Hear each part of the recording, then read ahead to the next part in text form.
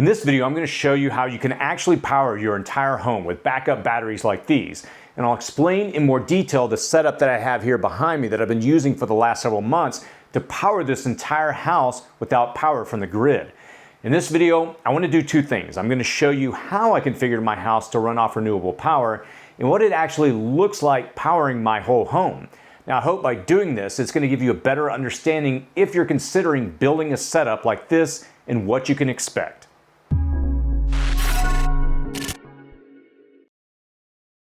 If you're new to this channel, my name is Chris, and on this channel we discuss emergency preparedness, aka prepping.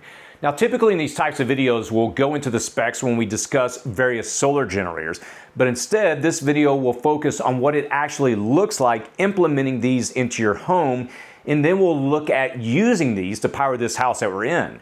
We're going to do this by looking at two systems, the EcoFlow Delta Pro and their latest upgrade, the Delta Pro 3. If at any point you want to check out either of these units, I'm going to put links in the description and comment section below. Now, at the time of recording this video, they're running specials on these units.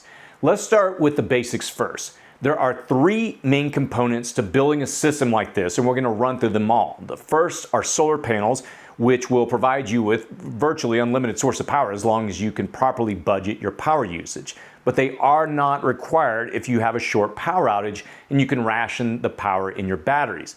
Now, the next component is the solar generators themselves. These are what accept the power stored in the battery and then provide power to the house when plugged in.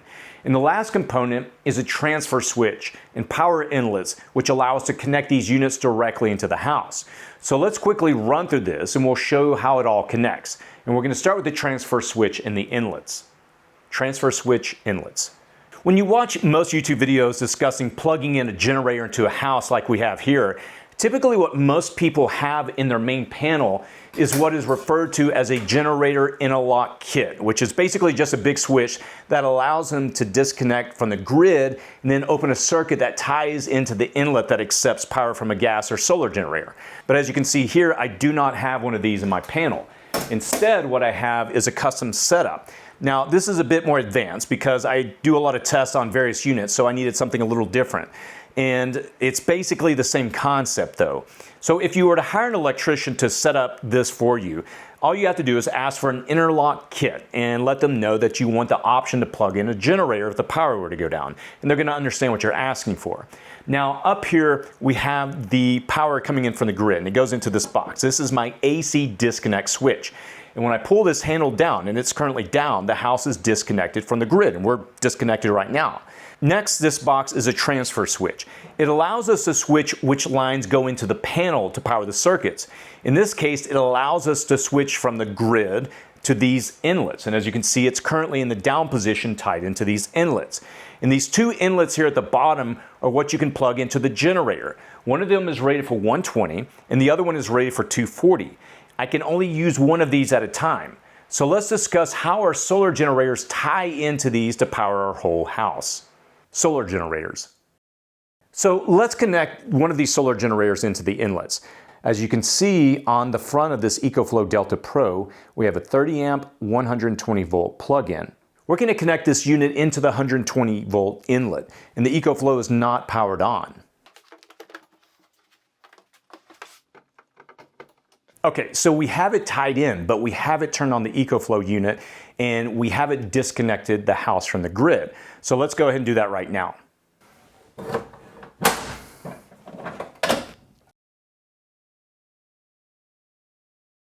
Okay, so we powered this on, but the lights here in the room are not working. Why is that? We're going to get into a little more detail later, but here's the issue. If you open up this panel and look, there are two legs. What we have here is leg one. This is powered from the 120 volt. This is the second leg. This is also 120 volts, but it's not powered off our unit that we're powering this with right now. So anything that's on leg one will be powered. Well, guess what? This room here, none of these are on leg one. So that's why the power is not on the lights on the ceiling. We'll talk about this a little more in detail later, but for now, we see on our app that this EcoFlow Delta Pro is pushing out power to the house. What I'll do is walk you into the main house where a lot of the things are being powered by this 120 volt output. Here we go. As you can see, we've got a room full of lights. This is the main part of the house where we're setting up our studio, and all this is being powered by 120 volts.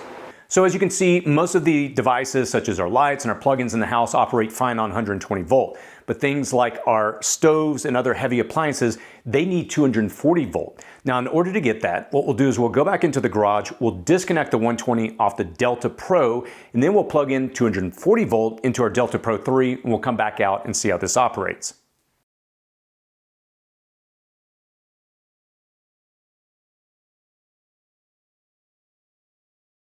Okay, so we're now sending 240 volts to this panel, and we can see how much power we're sending to the house on our phone app, and we can monitor the battery status throughout this whole process.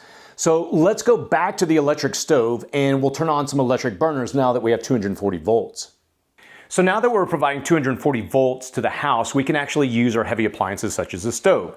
So what I'm going to do is begin to turn on the different burners, and you're going to see on the app, it's going to actually increase the power draw. So what I'll do is I'll turn these on until we actually go past the limit. I believe it's 4 kilowatt on this particular device, and we'll see once we go past that, the lights will all shut off. So here we go.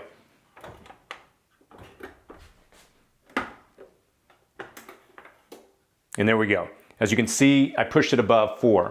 So essentially, whenever you go over the limit, it will shut off and we can go back and easily reset it. But that's an example of providing 240 volts. Practical examples. Now that I've shown you the basics of how everything is set up, let's go ahead and start powering different appliances and devices to the house. And we're going to be doing this off of the EcoFlow Delta Pro 3, which is outputting 240 volts. So let's go look at a washing machine. All right, so I'm going to go ahead and turn this on and we'll look at how the app is actually doing. Okay, so now it's starting up, and what I'm going to do is pull up the app real quick and we'll look at this. So as you can see, it draws about 300 or 400 watts. Let's go over here to the studio and we'll take a look at that. So here we are in my recording studio, and behind me we've got the camera set up, we have some of the lights, and right now we're only drawing maybe a couple of 100 watts off all the different lights that we have turned on. And what I'll do now is I'll walk you over to the kitchen and show how that works. So here we are now in the kitchen. Again, we talked about this a second ago. I can turn on the different burners, and we'll just turn on one for now instead of trying to trip the unit out. And we'll take a look real quick to see how much it's drawing. As you can see, we're pulling about 1500 watts to power that burner. So here we are in the basic bathroom. We've got a couple of lights. We're pulling maybe about 50 watts on this, so kind of get an idea of how much that pulls. So I'm going to take you upstairs really quick to my computer work area. So here we are in my upstairs area where I do all of my editing. I do a lot of my administrative work on the various computers, and this is all currently being powered by the battery system, which is being powered by solar. We're probably pulling a couple of 100 watts in here between the computers and the lights above us, but this is all being powered by the system. Before we go downstairs, I want to show you one last thing. Right here, we've got a mini split with heat and cooling. So what I'm going to do is turn it on. We're actually going to activate the heat, and we'll see how much this pulls. So now that I've got this started up, we've got the heater on. It's pulling about 400 watts. It's not a lot. Sometimes when I turn it on for the first time, it's a little higher, but over the baseline of about 500 watts that we were pulling a second ago, we're closer to 1100. So we're closer to about 600 watts on this right now. So let's go down to the garage and we'll wrap it up there.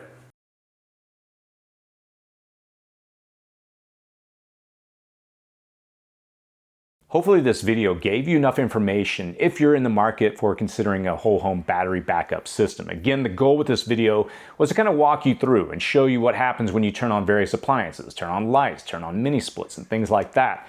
Now again, the question that always comes up is, well, how long will these last? The answer is it depends on how much you use and how much you're powering this. Right now I have solar panels on the roof above us, and I've been powering this whole house off of this system for the entire day, and I've only used about 5% of the battery because I've overused slightly how much I'm actually taking in on solar. Now, the beauty of a system like this is that if you're in an area where there's no sunlight or whatever the situation and you can't get power from solar, of course you can plug these into a generator, a gas generator, and power these. The advantage is it will power these up, and you can use these batteries until you need to power it up again off a generator. A typical generator will just continue to produce power, and it won't really differentiate based on how much you're using it. A system like this is way more efficient. And again, this particular company, EcoFlow, they have options if you want to tie it into their smart generators, and we cover that on videos, and that actual generator will talk to this and power it up whenever it needs it, and then turn itself off to allow the battery to be continually used through the house. So if you have any questions or any feedback, feel free to post it below. And I'm going to link to another video here on the side of the screen at the bottom of the video in the comments and description section, talking about how you can actually predict and actually understand how much power you would need in a grid down situation. I spent a lot of time on that video and we recently released it, and I think it'll help you a lot. If you have any questions, please let us know. And again, I'll put links to the items that we covered in the video description section below. As always, stay safe out there.